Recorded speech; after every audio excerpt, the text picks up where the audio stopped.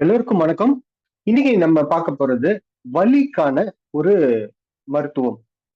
இந்த அக்குபஞ்சர்ல வலிய கியூர் பண்றது, வலிய கம்மி பண்றது ரொம்ப ஒரு ஈஸியான, ரொம்ப ஒரு எளிமையான விஷயம். மத்த எந்த சிஸ்டம் ஆஃப் மெடிசினை கம்பேர் பண்ணும்போதோ, அக்குபஞ்சர்ல ரொம்ப ஃபாஸ்டா வலிக்கான மருத்துவத்தை நம்ம கொடுத்துடலாம். ஸோ இது பேர் பேட்டில் ஃபீல்ட் அக்குபஞ்சர் அப்படின்னு சொல்றோம். இந்த பேட்டில் ஃபீல்ட்ல அடிபடும் போது எந்த அளவுக்கான வலி வேதனைகள் இருக்கும் அப்படின்றது நம்ம எல்லாருக்கும் தெரியும். அந்த மாதிரியான ஏன்னா அங்க துப்பாக்கி, வெடிகுண்டு இது மாதிரியான விஷயங்கள்ல அடிபடக்கூடிய நேரம். அந்த நேரத்திலயும் அந்த அக்குபஞ்சர் புள்ளிகள் ரொம்ப எக்ஸலண்டா யூஸ் பண்ணப்படும், எக்ஸலண்டான ரிசல்ட் தரும் அப்படின்ற பட்சத்துல கொடுக்கக்கூடிய புள்ளிகள் தான் இந்த பேட்டில் ஃபீல்ட் அக்குபஞ்சர் பாயிண்ட்ஸ் சொல்றது. இந்த அக்குபஞ்சர் புள்ளிகள் பொதுவா எல்லா புள்ளிகளுமே காதுல அமைஞ்சிருக்கு.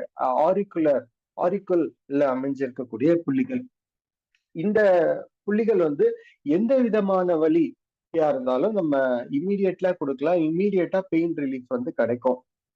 அது ஒரு அடிபட்டுருச்சோ, இல்ல கீழே விழுந்துட்டோ, இல்ல கட் ஆயிடுச்சு, விரல்ல கத்தி யூஸ் பண்ணி கட் ஆயிடுச்சு, இது மாதிரியான எந்த விஷயங்களா இருந்தாலும், எந்த விதமான வலியா இருந்தாலும் நீக்கக்கூடியதோ, இல்ல அந்த வலியோடைய தன்மையை குறைக்கக்கூடிய புள்ளிகள் இதுல இருக்கு. இந்த பாயிண்ட்ஸ் எல்லாம் என்ன அப்படின்னு நம்ம பார்க்கலாம். இதுல முக்கியமா 5 புள்ளிகள் இருக்கு. Cingulate, gyrus, thalamus, point zero, shenmen, omega 2 அப்படின்ற 5 புள்ளிகள். இந்த புள்ளிகள் ஒவ்வொன்றுத்துக்கும் தனித்தனியான நன்மைகள் இருக்குது, தனித்தனி பெனிஃபிட்ஸ் இருக்குது.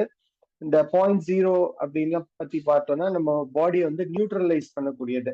ஏதாவது அதிகமா இருக்கும் போது அது கம்மி பண்ணுது, ஏதாவது ஒரு எனர்ஜி கம்மியா இருக்கும் போது அதிகப்படுத்தக்கூடிய தன்மை கொண்டது. ஷென்மன்ன்றது மைண்ட்ல முக்கியமா வேலை செய்யக்கூடிய புள்ளியில ஒன்று. தாலமஸும் அதே மாதிரிதான். ஸோ எல்லாத்துக்கும் தனித்தனியான பெனிஃபிட் நிறைய இருந்தாலும் இந்த 5 பாயிண்ட்டையும் கம்பைன் பண்ணி நம்ம கொடுக்கும்போது ஒரு பெயின் ரிலீஃப்கான ஒரு இம்மீடியட் மெடிசனா இது இருக்குது.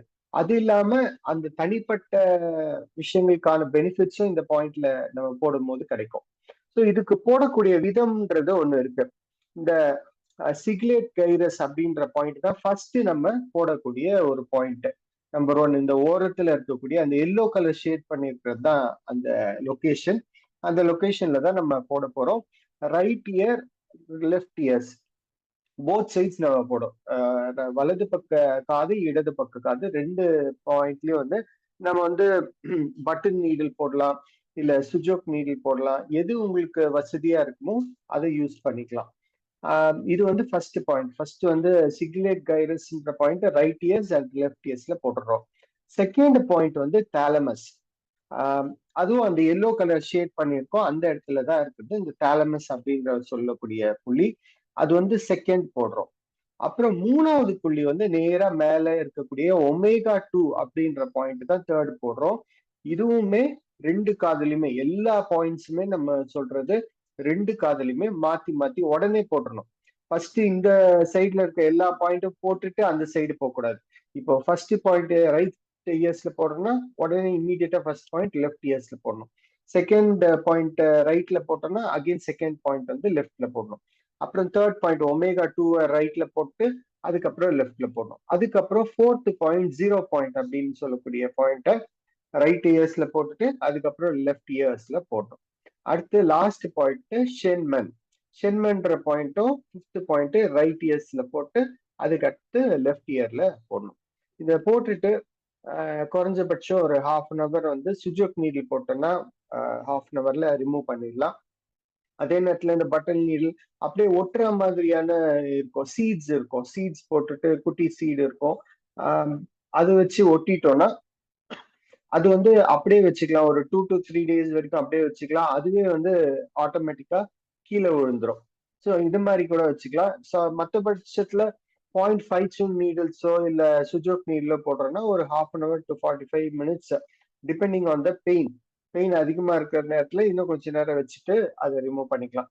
அதுக்கப்புறம் பெயின் இருக்குன்னா அடிப்பட்ட பெயினோ ஏதோ இருக்கும்போது ஒரு நாளைக்கு ஒரு 3 நேரம் கூட நம்ம போடலாம். ஒரு ஒரு சிட்டிங்க்கும் ஒரு half an hour, half an hour ஒரு சிட்டிங்ன்ற பட்சத்துல ஒரு நாளைக்கு 3 வேலை கூட போடலாம். பெயின் அதிகமா சிலருக்கு பார்த்தோம்னா இந்த வாயில ஆப்ரேஷன் பல்லு ரிமூவ் பண்ணியிருப்பாங்க. இல்ல வந்து போன்ல இன்ஜுரி ஆயிருக்கும். அதனால கட்டுலாம் போட்டுட்டு என்னதான் போட்டு மெடிசின்ஸ் போட்டாலும் அவங்களுக்கு வந்து அந்த வலி இருந்திருக்கும். சோ அது மாதிரியான நேரத்துல வந்து வலியை கம்மி பண்றதுக்கு இந்த புள்ளிகளை வந்து போட்டுட்டே இருக்கலாம். இல்ல ஒரு நாளைக்கு நம்ம சொன்ன மாதிரி 3 தடவையோ இல்ல 4 தடவையோ கூட இந்த பாயிண்ட்ஸை வந்து நம்ம நீடில் போட்டு ஆக்டிவேட் பண்ணிட்டே இருக்கலாம். ஸோ ஃப்ராக்சர் ஆன கேசஸ்க்கு, ஏன்னா அந்த ஃப்ராக்சருக்கு கட்டு போட்டிருப்பாங்க, அது கியூர் ஆகிறதுக்கு டைம் எடுக்கும். இருந்தாலும் அவங்களுக்கு வலி இருந்துகிட்டே இருக்கிற பட்சத்துல இந்த மாதிரியான ட்ரீட்மெண்ட் நம்ம கொடுத்துருக்கோம். மோஸ்ட்லி பெயின் கில்லர் கொடுத்தும் கம்மியாகாத நேரத்திலயும் இந்த புள்ளிகளோட எஃபெக்ட் வந்து ரொம்ப நல்லாவே இருக்கும். பெயின் கில்லர் பண்ண முடியாத விஷயங்களை கூட இந்த புள்ளிகள்னால பண்ண முடியும். ஸோ இந்த பதிவு பத்தி உங்களுடைய கருத்துக்களை எனக்கு கமெண்ட்ஸ்ல கொடுங்க. சப்ஸ்கிரைப் பண்ணுங்க, ஷேர் பண்ணுங்க, உங்க ஃப்ரெண்ட்ஸ்க்கு லைக் பண்ணுங்க.